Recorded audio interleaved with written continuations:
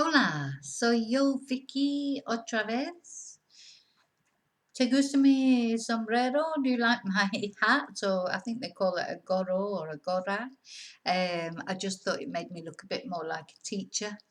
So if you think it's ridiculous, tell me. But I quite like it, actually. I'm getting used to it now. And now it's not so hot, so I can actually wear it. It was just too hot to put a hat on before. Anyway, how are you? ¿Cómo estáis? Todos. ¿Cómo estáis todos? Muy bien, espero que todo muy bien. In today's video, we're in the Break the Language Barrier Level 4 book. We're going to be practicing the imperfect subjunctive that we've been looking at. And we're on page 37. Again, if you don't have the book, you can buy it on Amazon. Or here at the centre, I've got some if you're local and you want to pick one up. You don't need the book to follow this tutorial. I'm going to do this like a listening exercise. So what I'm going to do is I'm going to read out the Spanish text, Viaje a España. I think it's a good idea for you to just try and listen to it and maybe try and write it down like a dictation, or just try and let it wash over you and see if you can understand it before you actually translate it.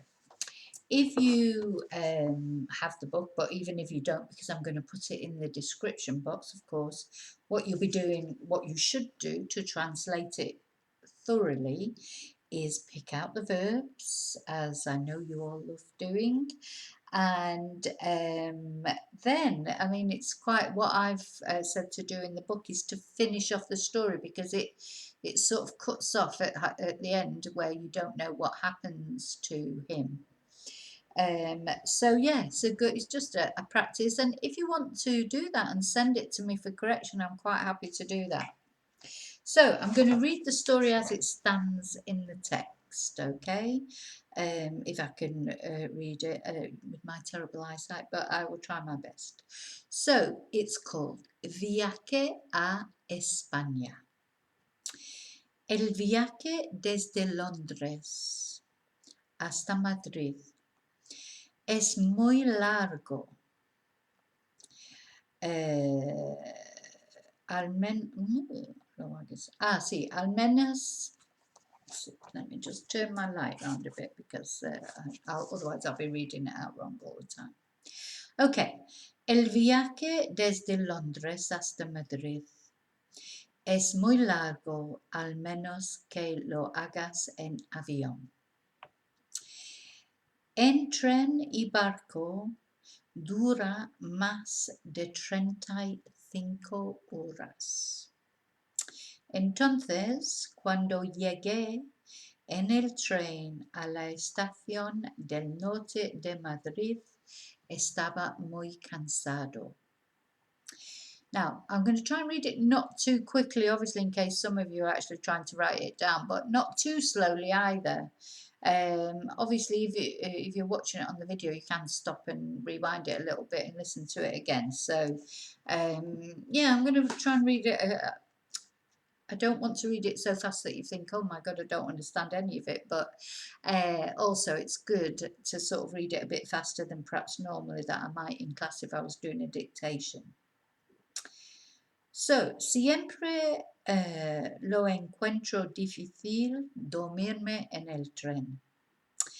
Y desafortunadamente había pasado la noche anterior en un compartimento de segunda clase con un matrimonio francés que había querido que la ventana quedara abierta, y a la vez unos señores españoles vestidos de lujo habían querido que estuviese cerrada.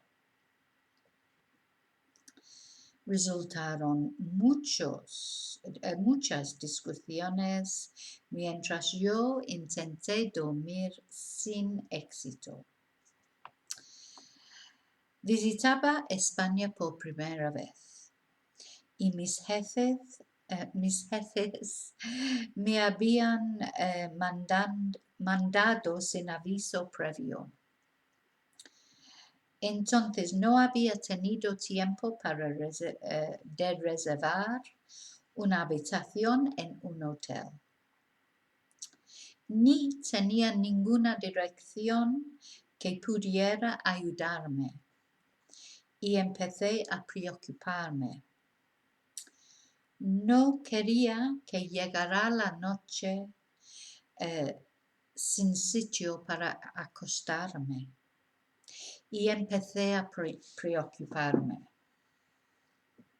Oh, I've said that earlier, but I shouldn't have said it earlier. That's when it should have come in. No quería que llegara. Oh, or have I written that in there?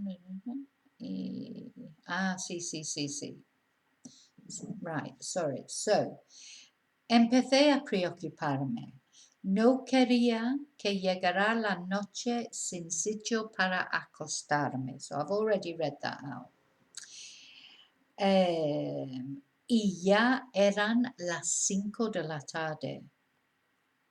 Fue un domingo en invierno y me sentí un poco perdido y solo en esa ciudad tan grande y desconocida. Pero tenía mi móvil y tarjeta de crédito y algunos euros en efectivo. Así que estaba convencido de que encontrará algo. Okay, sorry for messing up a little bit there in the middle, but it keeps you on your toes, doesn't it? Hopefully it keeps you on your toes. Probably my ears are burning. But okay, so yeah, so that's the story so far. So you, what I would ask you to do, pick out the verbs, do your verb identification table, translate it into English. I think a translation from Spanish to English is always easier than a translation from English to Spanish. Maybe I'm wrong, correct me if I'm wrong, but maybe you find it easier the other way. I think sometimes students find it easier to pick out verbs in Spanish because we've never really studied verbs in English. So sometimes people find it easier to find the verbs in Spanish than they do in English. Okay, and then there's some questions in practice C. So practice B is to then finish off the story. So you finish it off what you think happened to him. And then practice C are the questions, which I'll put in the description box and I'll translate them now into Spanish so you can listen to them. ¿Cuánto tiempo tarda el viaje de Londres a Madrid por tren y barco? And I think I'll leave you to find the answers. I'll just translate the questions. The answers are much easier. Remember, they're all in the text. You just have to change them slightly. And of course, they're all in the back of the book anyway. The answers are in the back of the book. Número 2. ¿Cómo sintió? You could just say ¿Cómo estuvo as well. How was he? Cuando llegó en Madrid, en la estación del Norte de Madrid. Número 3. ¿Por qué fue difícil?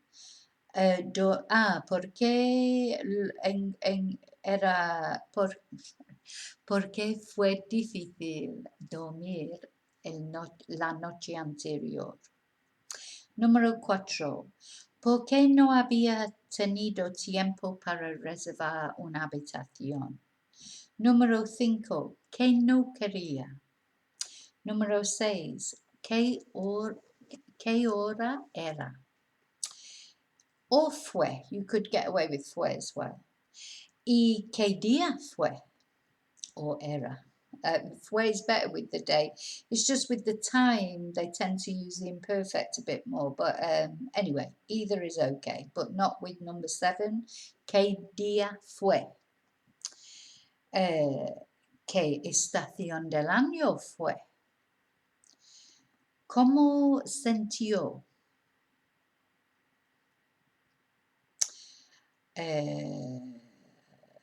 Vale, sorry, ¿cómo sintió? Número 10, ¿qué tenía o qué tuvo también? ¿De qué estuvo o estaba convencido? Y número 12, ¿has estado en Madrid alguna vez? ¿Cómo fue? ¿O cómo era? Well, ¿cómo fue is mejor? Well, presuming that you were only there on one occasion at a specific point in time. There's our imperfect versus pre-treat. Okay, so as I say, anything you want to query, please just send me a message. Anything you don't think is right or you don't understand why it wasn't right, let me know. And yeah, good idea. Try and do the listening.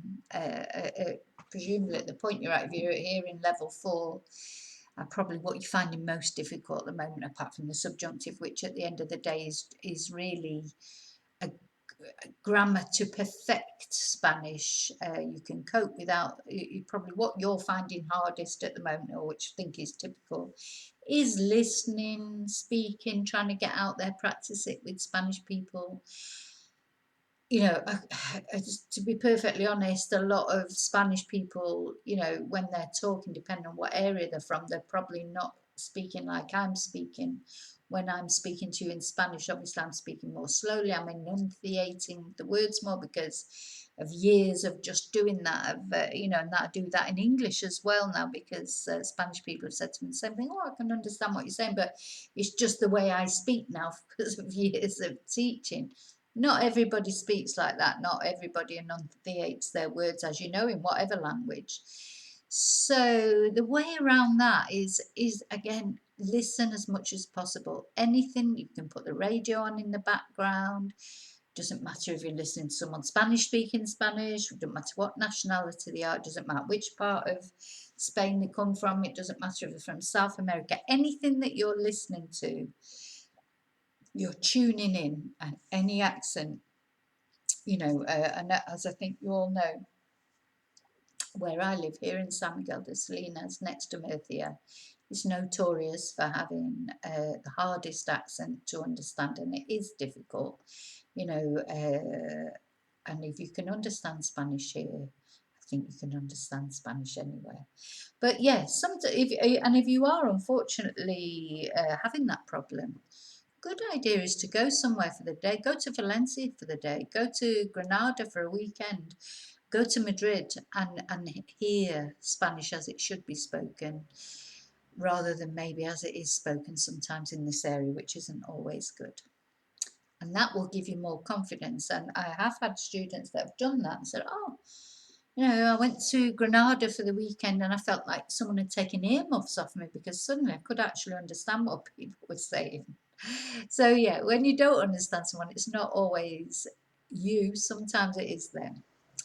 But it's still important to tune into that. Yeah, and you do tune into it. So I'm waffling on again. I'm so sorry about that. If you found the video useful, please give me a thumbs up and don't forget to subscribe if you haven't already. It's absolutely free, no payment involved. And os veo en el próximo video. Muchas gracias y que tengas buen día. Adiós.